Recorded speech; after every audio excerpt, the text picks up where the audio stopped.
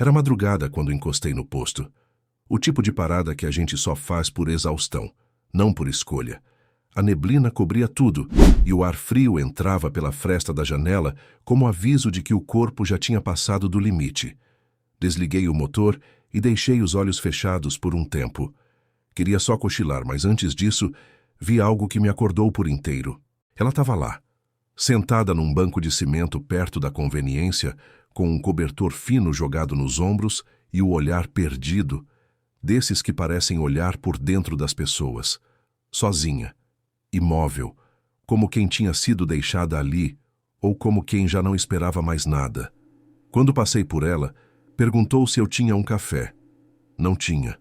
Ofereci o resto do meu, frio. Ela sorriu e disse: "Você parece um anjo."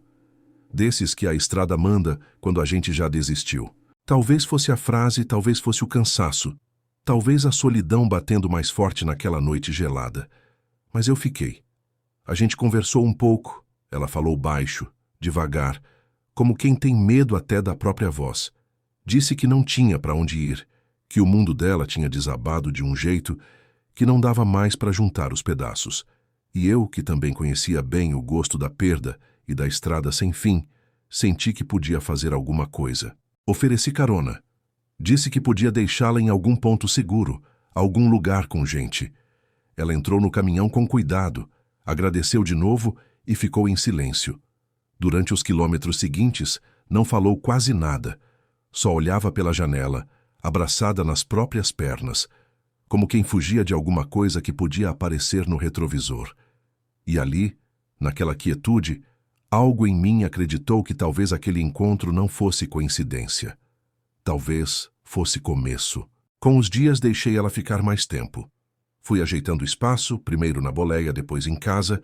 Ela começou a cozinhar, a arrumar as coisas, a sorrir mais. Mas mesmo nos sorrisos tinha um quê de tristeza que não saía. À noite, quando a luz se apagava, ouvia o choro dela baixinho. Primeiro pensei que era trauma, que ela só precisava de tempo. Dizia que vinha de um relacionamento abusivo, que tinha sido machucada demais e que a única coisa que ainda tinha era medo. Eu acreditava. A cada lágrima dela, eu reforçava a ideia de que eu podia ser diferente, que bastava amor, paciência, abrigo. Mas tinha algo estranho naquele silêncio dela. Era um silêncio que não pedia ajuda, só manipulava a culpa. E com o tempo, eu já não sabia mais quem eu era dentro daquela casa. Ela começou a me perguntar onde eu ia. Depois, com quem eu falava. Por que eu demorava tanto no posto? Se eu tinha mesmo ido carregar ou só queria fugir. Os abraços ficaram mais escassos. Os carinhos vinham com cobrança. E toda vez que eu tentava falar do que eu sentia, ela fazia parecer que eu era ingrato, que ela tinha sido salva por mim e agora eu queria abandoná-la. Aos poucos parei de responder mensagens. Parei de visitar amigos. A casa ficou menor. E o caminhão virou o único lugar onde eu respirava. Dirigir passou a ser mais do que trabalho. Era o único momento em que eu me sentia eu mesmo. Na estrada, tudo parecia mais leve do que dentro de casa. Era estranho sentir isso, mas eu me sentia melhor rodando 1000 quilômetros do que parado por uma tarde ao lado dela. Mesmo assim, insisti.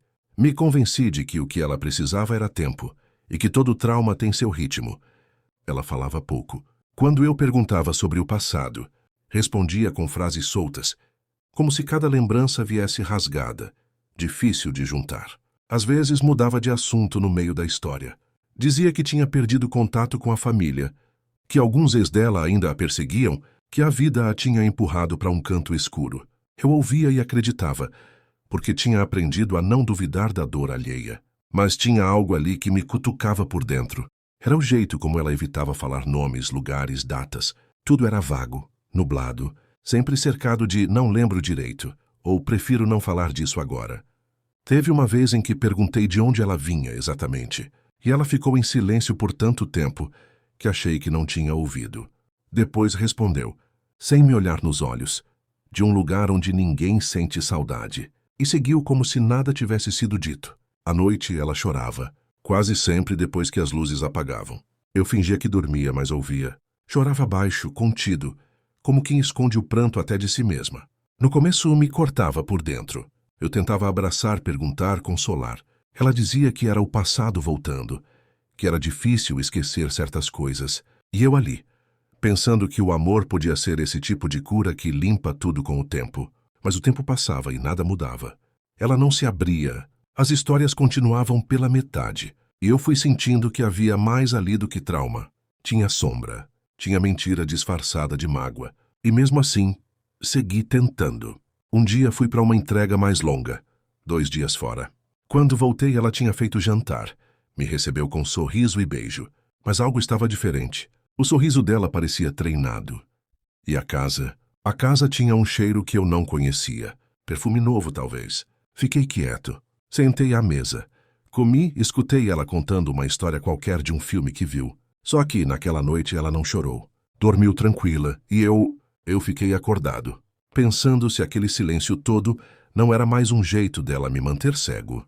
No fundo, eu sabia que tinha coisa ali que não batia. Mas quando a gente investe demais num sonho, é difícil aceitar que talvez ele nunca tenha existido. Com o passar dos dias, comecei a me ver preso num ciclo que eu não entendia direito. Tudo nela era mistério envolto em doçura. Uma hora me chamava de Salvador, dizia que nunca ninguém tinha feito por ela o que eu fiz. Na outra, sumia no próprio silêncio. Me punia com o olhar. Me deixava tentando adivinhar o que eu tinha feito de errado. Aos poucos parei de perceber que quem mandava na casa já não era eu. Meus horários passaram a ser vigiados. Minhas amizades questionadas. Meu tempo fora cronometrado. Teve um dia em que ela mandou mensagem, perguntando por que eu tinha demorado tanto para responder. Era só um frete de costume, uma parada rápida no posto para esticar as pernas. Respondi que tinha perdido o sinal. Ela não acreditou. Disse que eu estava escondendo alguma coisa. Quando cheguei, ela não falou comigo a noite inteira. Passou reto, seca, e dormiu virada para o lado da parede. No início, eu tentava conversar, explicar. Dizer que estava cansado, que a estrada era puxada. Mas logo percebi que quanto mais eu falava, mais ela virava tudo contra mim. Quando eu dizia que precisava de um tempo para mim, ela chorava. Se dizia sozinha, ferida, e me fazia sentir como o vilão da história. Era como se eu tivesse que pagar todo santo dia por pecados que nunca cometi. Aos poucos fui ficando menor dentro da minha própria vida. Me calei. Me afastei dos amigos. Parei de visitar minha irmã, que sempre me recebia com sorriso e café quente. Evitava até os colegas da estrada. Tudo para não ter que explicar por que eu andava com o rosto fechado e o peito apertado. O caminhão, que sempre foi ferramenta de sustento, virou abrigo. Ali eu respirava. Ali eu pensava. Comecei a gostar mais dos dias fora do que dos dias em casa. Passava mais tempo rodando do que precisava. Dormia em postos, mesmo tendo cama esperando. A boleia virou meu refúgio. E isso me doía, porque o amor que parecia salvação virou cativeiro sem corrente. E eu, sem perceber, tinha trocado a solidão da estrada por uma prisão dentro de casa. Tinha dias em que ela voltava a ser doce. Me abraçava, preparava comida, deixava bilhetes com corações desenhados. Eu queria acreditar que era real. Mas logo depois vinham as cobranças, as acusações, os silêncios que sufocavam. Era um jogo que eu não entendia, mas jogava. Porque, no fundo, eu ainda esperava que aquele colo voltasse a ser abrigo. Até que um dia na estrada, parado num acostamento, resolvi apagar mensagens antigas do celular. E foi ali que o castelo desmoronou. Na tela do celular, entre uma conversa de cliente e outra de parente distante, encontrei mensagens dela, antigas, da época em que dizia estar no fundo do poço, quando chorava baixinho à noite e me pedia para não deixá-la sozinha. Só que agora, lendo de novo com a cabeça limpa e o coração mais calejado, os horários não batiam. 1 da manhã ela me mandava áudio chorando, dizendo que mal conseguia dormir. E exatamente no mesmo horário, o aplicativo do banco mostrava ela recebendo uma transferência minha. E minutos depois, outro comprovante indo para um número desconhecido. Fui puxando as conversas, as datas, as desculpas. Comecei a ver os padrões. Toda vez que ela dizia estar triste, era perto do dia do depósito. Quando brigávamos, logo depois vinha um pedido de dinheiro, ou um favor que envolvia alguma desculpa mal contada. E o pior, as palavras que ela usava para mim, anjo, salvador, único, apareciam copiadas, coladas, em mensagens enviadas para outra pessoa. Mudava só o nome. Mas o resto era tudo igual. A ficha não caiu de uma vez. Foi caindo aos pedaços, como uma parede velha rachando em silêncio. Fiquei paralisado ali na boleia, com o celular na mão, e um gosto amargo subindo pela garganta. O mundo não rodava mais. A estrada, que sempre teve resposta para tudo, só oferecia eco. Me senti burro, traído, usado. Mas acima de tudo me senti vazio. Não era só uma mentira amorosa. Era todo um teatro. E eu tinha sido figurante de luxo, numa peça escrita por ela. Talvez nem só por ela, porque ali, vendo os comprovantes, os apelidos repetidos, os horários combinando com as ausências dela em casa, entendi que não era só mais um, que talvez nem fosse o único, que aquele colo que um dia me acolheu com doçura escondia, veneno entre os fios de cabelo e promessas falsas atrás do sorriso. Não chorei, não gritei, só desliguei o celular, deixei ele de lado e fiquei ali, a cabeça encostada no vidro da janela, o caminhão parado no acostamento, os carros passando ao longe. Tudo seguindo, menos eu.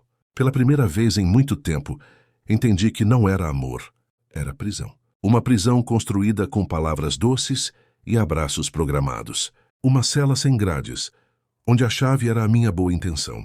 E ali, olhando o mundo pelo espelho retrovisor, vi a imagem mais dolorida. Eu mesmo voltando no tempo, acreditando naquela primeira madrugada. Quando ela me chamou de anjo, voltei para casa como quem cumpre uma promessa só para poder quebrá-la em paz. A viagem foi longa, mas não pelo trajeto, foi pelo peso. Cada quilômetro parecia repetir na minha cabeça o mesmo pensamento.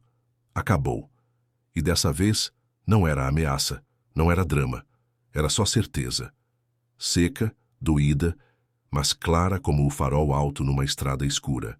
Cheguei de madrugada. Ela dormia. A casa silenciosa, o ventilador fazendo aquele barulho antigo que eu sempre prometi consertar e nunca consegui. Olhei em volta como quem visita um lugar onde já não pertence. A chaleira no fogão, o casaco dela pendurado na cadeira, o abajur meio torto no canto da sala. Tudo ali parecia cena montada de uma vida que só existia no roteiro dela. E eu era só mais um figurante. Entrei no quarto devagar. Ela respirava fundo, virada para o canto. O lençol puxado até o ombro. Um rosto sereno. Sereno demais para quem dizia viver em constante dor. Olhei para ela por alguns segundos e esperei algo dentro de mim se revoltar, gritar, pedir satisfação. Mas não veio. O que veio foi um silêncio fundo. Um silêncio que dizia mais do que qualquer briga. Deixei a chave da casa em cima do criado mudo. Do lado coloquei minha carteira com todo o dinheiro que tinha separado para o mês. Paguei cada promessa, até as que ela nunca fez. Não por ela, mas por mim. Porque tem coisa que a gente faz só para sair limpo da própria consciência. Peguei o celular, deixei em cima da cômoda. Levei só o rádio do caminhão que sempre carreguei comigo. Saí sem sapato para não fazer barulho. Não queria acordá-la. Não porque merecesse descanso, mas porque não merecia mais minhas palavras. Na garagem olhei o caminhão como se ele fosse a única coisa de verdade naquela história toda. Liguei o motor, que respondeu com o ronco firme de sempre. Aquilo me confortou. Era como ouvir a voz de um velho amigo dizendo: "Tamo junto." Engatei devagar, sem pressa. Não olhei para trás. No espelho retrovisor, vi a casa ficando pequena, as luzes sumindo à noite, engolindo o cenário onde eu quase me perdi. A cada metro, senti o peito doer menos. A estrada me limpava, com vento, com poeira, com silêncio. Como se dissesse: "Volta, mas para ti." E antes de amanhecer, parei num posto vazio. Encostei, desliguei tudo, fechei os olhos e dormi. Dormi como quem finalmente entendeu que até anjo cansa, quando passa tempo demais no colo do inferno.